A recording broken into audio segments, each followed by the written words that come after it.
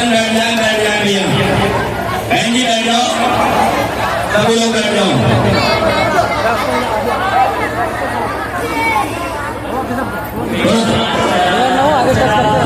हम दुनिया के बहुत सारे काम पीछे छोड़ करके सत्संग में, गुरु चर्चा में, संतों महापुरुषों के जीवन सार को समझने के लिए हम बैठे हुए हैं। सत्संग की बड़ी महिमा वेदों में, शास्त्रों में, पुराणों में, भागवत में कही गई है। कहा है वो घड़ी उस समय हमारे जीवन का सबसे सुनहरा समय होता है, सबसे शुभ घड़ी होती है जब हमें उस परमात्मा की याद आती है। सोई घड़ी सुलग घड़ी जब साहेब आवे याद, लेके वे सोई घड़ी बाकी दिन बर्बाद। वो क्षण बहुत भाग्य से मिला है जिसमें हम उस परमात्मा को याद करते हैं। आपको ये बात सुनकर के बड़ा नहीं करता हो, आप सोचते हो कि हम तो रोज ही परमात्मा को याद करते हैं। हमने मंदिर बनाया है, हमने पूजा का स्थान बनाया है, रोज का हमारा एक नियम है सुबह उठना, दिया जलाना, परमात्मा के किसी न किसी स्वरूप को पूजना, याद करना।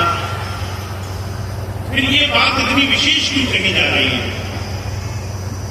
अगर ये सारी बातें सिर्फ परमात्मा को याद करने से जुड़ी है तो हम तो रोज याद करते हैं, और बड़े खास मकसद से, बड़े खास प्रयोजन से महापुरुषों ने बात कही है। जो कहा करते थे कोई भी इंसान उस परमात्मा को बिना स्वार्थ के, बिना किसी इच्छा के याद नहीं करता। स्वामी जी महाराज हुए आगरा में, उन्होंने कहा जब जब चोट पड़ी दुखन की, तब तब डर डर भजन किया रही, देखो दया भजन सतगुरु की, उसी भजन को मानी।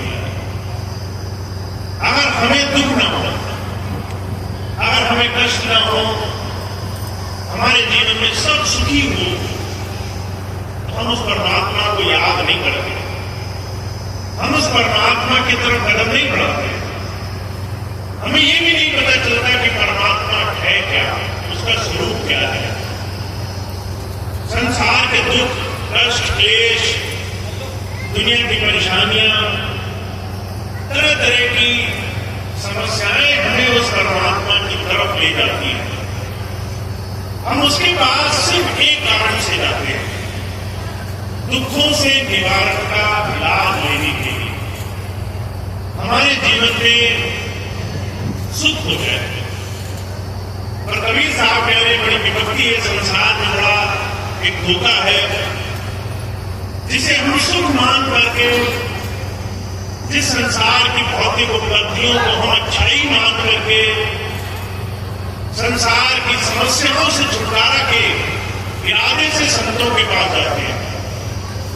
वो दुनिया के सारे सामान विपत्ति के ही साधन है। दुनिया की वही वस्तुएं हमारे संसार में दुखी होने का कारण है। बुजुर्ग कृपाल सिंह जी महाराज की जीवन की घटना आती है। महाराज जी ये बात अपनी रिश्तेदारी में किसी के यहां गया, एक आदमी चारपाई पे बैठा, बड़ा घूर घूर करके अपने पूरे घर को चारों तरफ बड़ी टटकी मार कर देखा करता था। घर वालों ने कहा महाराज जी ये आदमी, ये हमारे बाबा बड़े बुजुर्ग हैं, ऐसे कब हमारे से हो गए हैं? फिर बोलते नहीं, चारों तरफ देखा करते। महाराज जी उनके पास है, महाराज जी ने पूछा अब तो तुमने सब देख लिया, अब किस बात का रोना है? तो उसने महाराज जी से वो बात कही जो अपने घर में किसी को नहीं बोलता रहा।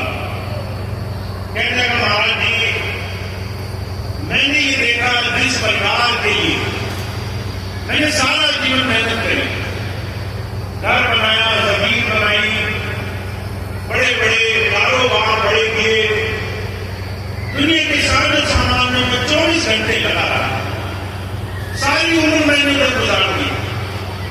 कभी ये नहीं सोचा कि मेरा जीवन, मेरा समय, मेरे जीवन का मोल क्या है। आज जब मैं बुढ़ापे में हूं, जब मेरा शरीर चल फिर नहीं सकता है, जब मुझे डॉक्टर ने कह दिया ये कुछ ही दिन का मेहमान है, तो मेरे घर वाले आते हैं सिर्फ कागज पे हस्ताक्षर लेने के लिए, सिर्फ लिखाने के लिए आते हैं। जमीन मेरे नाम कर दो, घर मेरे नाम कर दो, कहीं पैसा रखी हो वो बता दो, धन दौलत सालों सामान हो वो बता दो। अब मैं सारी चीजें डाक करके देखता हूं, सारा जीवन में इन सब चीजों के लिए लगा रहा। आज इसमें से कोई चीज मेरा नहीं है। महाराज जी कहा करते थे, संसार को इस नजर से जिसने समझा है, ये दुनिया जो हमें और आपको सुख लग रही है, वो सुख नहीं, दुखों का एक बहुत बड़ा कारण है। गुरु नानक देव जी महाराज हुए, उन्होंने कहा नानक मुझ किया सब संसार सो सुखिया जिन नाम रहा। तुम संसार में कहीं भी चले जाओ, लोगों से पूछो कि क्या उन्हें सुख है, तो तुम्हें भूले से भी कोई एक आदमी सुखी नहीं मिलेगा, कोई सुखी नहीं है संसार में। महाराज जी मिसाल बनाया करते थे, एक राजा बड़े गुरूर में रहता था कि उसने अपनी प्रजा को बड़ा सुखी रखा है। एक दिन एक महात्मा आए, राजा के इस अभिमान को देख करके उनके मन में दया आई, इसको समझाना चाहिए सुख होता क्या है। अब ये बात जब महाराज जी के जब एक शब्द के दिल में आई तो एक स्वर्ण लगा, और उस राजा को एक विपत्ति हुई, कुछ रोग लगा, तो परेशानी लगी। राजा ने सारे वैद्य हकीम बड़े से बड़े डॉक्टर बुला लिए, और उसका रोग दूर नहीं हुआ, तकलीफ नहीं दूर हुई। सारे लोग आ गए। आखिर में किसी ने कहा एक महात्मा जी है, उनको भी बुला दो, वो भी शायद तुम्हारा कुछ इलाज कर सके।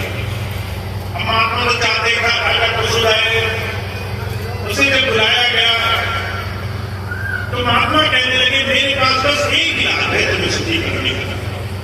तुम मुझे पहले अपने राज दरबार में उस एक आदमी के शरीर का कपड़ा ला कर दो जो सुखी से जीवन जी रहा। अगर तुम उसे ले आए तो मैं तुम्हारी तकलीफ, तुम्हारी बीमारी दूर कर दूंगा। अब राजा सोचने लगा, मेरे दरबार में तो सारे सुखी हैं, हमें आपको भी दूसरे के जीवन को देखकर ही लग रहा है। जब हम अपने जीवन को देखते हैं, हम कहते हैं परमात्मा ने सारे दुख मुझे दे दिए, मेरा पड़ोसी कितना सुखी है, मेरे घर के सामने वाले कितने सुखी है, रिश्तेदार बड़े सुखी है। दूसरे की थाली में घी हमेशा ज्यादा दिखाई देता है, दूसरे के घर में हमेशा सुख ज्यादा समझ में आता है। ये बात संत उस राजा को समझाना चाहते हैं। कहने लगे, तुम्हारे दरबार में अगर सारे सुखी है तो एक सुखी आदमी के शरीर का कपड़ा ला दो। अब राजा ने दरबारियों को, सिपाहियों को दौड़ा भेजा, जाओ भाई ले आओ एक सुखी आदमी का कपड़ा ले आओ। लोग गए और पूछने लगे, कहने लगे कौन सुखी है, जिससे पूछो वही दुख का गुलाम कर दे। कबीर साहब कहते हैं, कोई तन दुखी, कोई मन दुखी, कोई चित्त उदास, एक एक दुख समझ को सुखी समझता है। किसी को तन में रोग है, किसी को मन में दुख लगा हुआ है, किसी को भविष्य की चिंता है, किसी को बीते कल की चिंता है, किसी के पास सब कुछ है तो ये देख देख कर दुखी है कि पड़ोसी के पास उससे ज्यादा नहीं है। हर एक इंसान दुख में है। राजा ये देखकर आश्चर्य मान गया, एक सुखी आदमी ने किया जिससे पीछो वो अपना कोई न कोई दुख गिनाता था।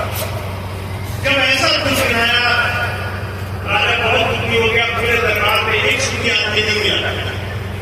तो आखिर में बड़ा बेचारा बेहाल होकर एक खेत के किनारे एक किसान जो 20 रुपए में मेहनत करके हटा था, उसके पास जाकर बैठ गया। उससे पूछ लिया, सोचा पूरे दरबार में तो कुछ जगह हो, ये किसान मिलता है, इससे पूछो शायद इसी को कुछ इलाज कर रहा हो।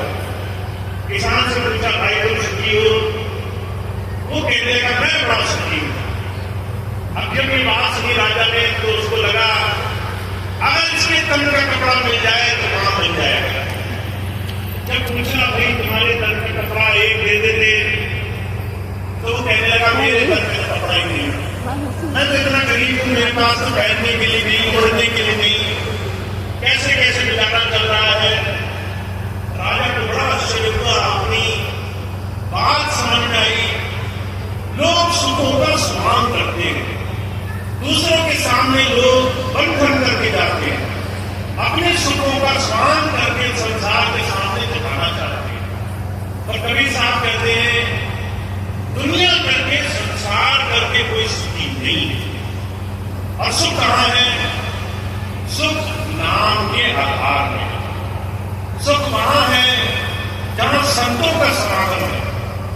सुख वहां है जहां पर आप न भूतकाल में न भविष्य काल में जी रहे हो, जहां आप अपने वर्तमान से राजी हो, जहां बैठे हो वहीं पर आपका मन लगा हुआ है, जहां आप हो उससे ज्यादा आपको कुछ नहीं चाहिए, उससे ज्यादा आपको किसी चीज की चाहना नहीं है।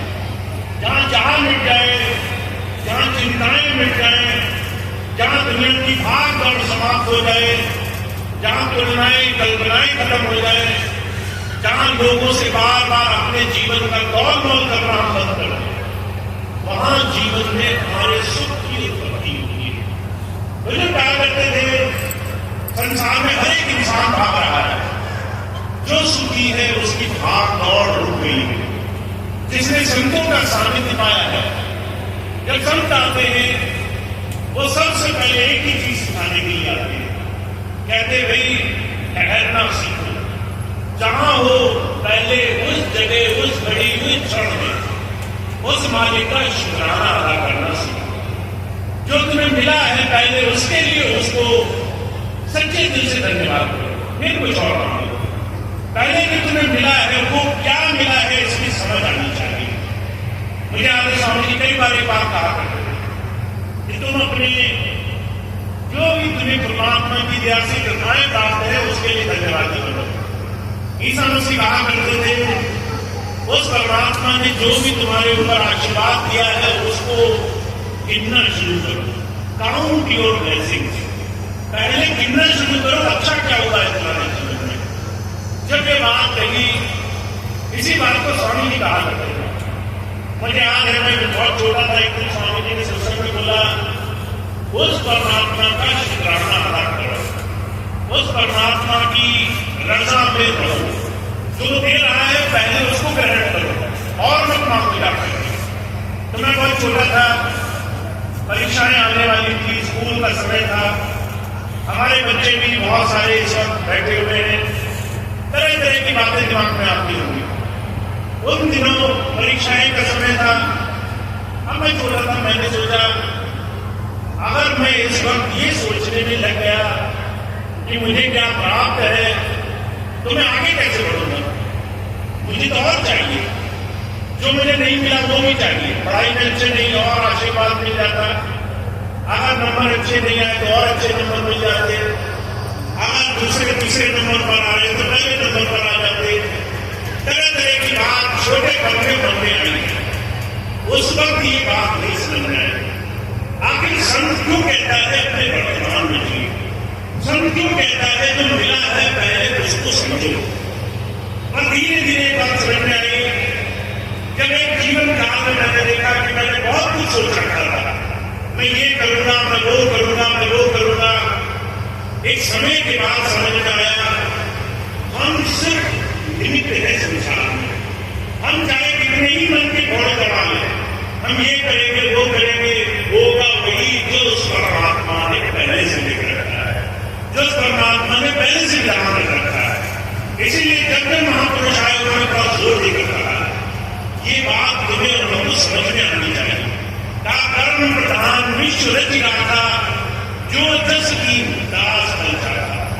जैसा तुम आज करोगे वैसा ही तुम्हें परमात्मा परिणाम देगा। अगर तुम आज सिर्फ परेशान दुखी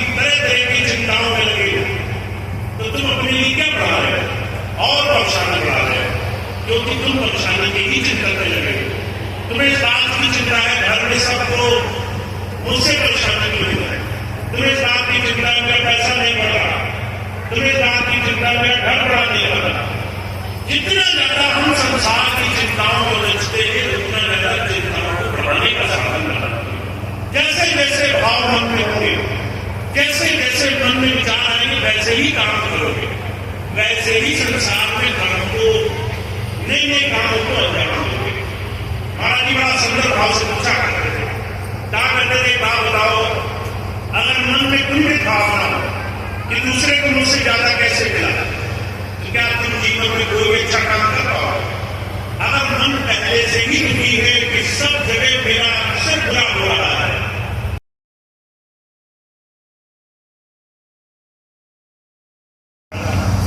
एक दिन उसने खिड़की से बाहर देखा, उसने देखा कि सड़क किनारे एक बड़ा गरीब, बड़ा दुर्बल, बड़ा असहाय व्यक्ति वो रोटी की जहां में कूड़ेदान में कुछ खाने को ढूंढ रहा है।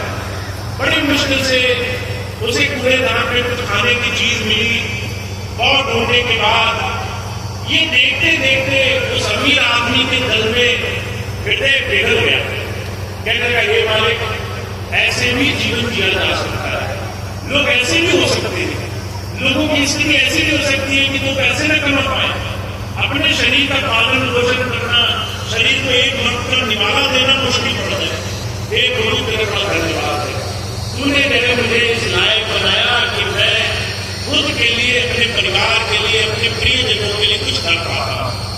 जब वह उस गरीब के पास है जो रोटी बटोर कर खा रहा था, उसने देखा सड़क के किनारे एक आदमी जो रहा कि ऊपर चलते फिरते बड़ा उल्टा सीधा खाली देखा, बड़ा उदंड था, लोगों को परेशान कर रहा। उसको देखा तो उसे अपनी हालत पर ख्याल है। कहने लगा, ये मालिक मेरा शुक्र है, कम से कम मैं नहीं दुखी हूं, मैं दूसरे को तो दुख नहीं दे रहा, मैं दूसरे के दुखों का कारण तो नहीं बना। इतनी देर में उस आदमी जो दूसरे को दुख देता था उसके मन की हालत पर थी गई। उसने देखा एक आदमी बिल्कुल नशे में धुत, बड़ा बदमाश, सड़क पर लगाते लगाते लड़खड़ाते हुए टहल रहा, इतनी देर में गाड़ी से लड़ गया। उस आदमी को अपने ऊपर दया आई, कहने लगा, चलो मेरी मति खराब, लोगों को बुरा बोलता हूं, पर अपना जीवन ऐसा तो नहीं बनाया कि मैं अपना खान पीन भूल गया, शराब के नशे में और उधर में सड़क पर ऐसे बोलता हूं कि आने वाली गाड़ी तक दिखाई देगी, उससे जाकर लड़ गया। जब उस आदमी से पूछा गया जो लड़ा था, उसे अस्पताल ले गए, तो उसने देखा कि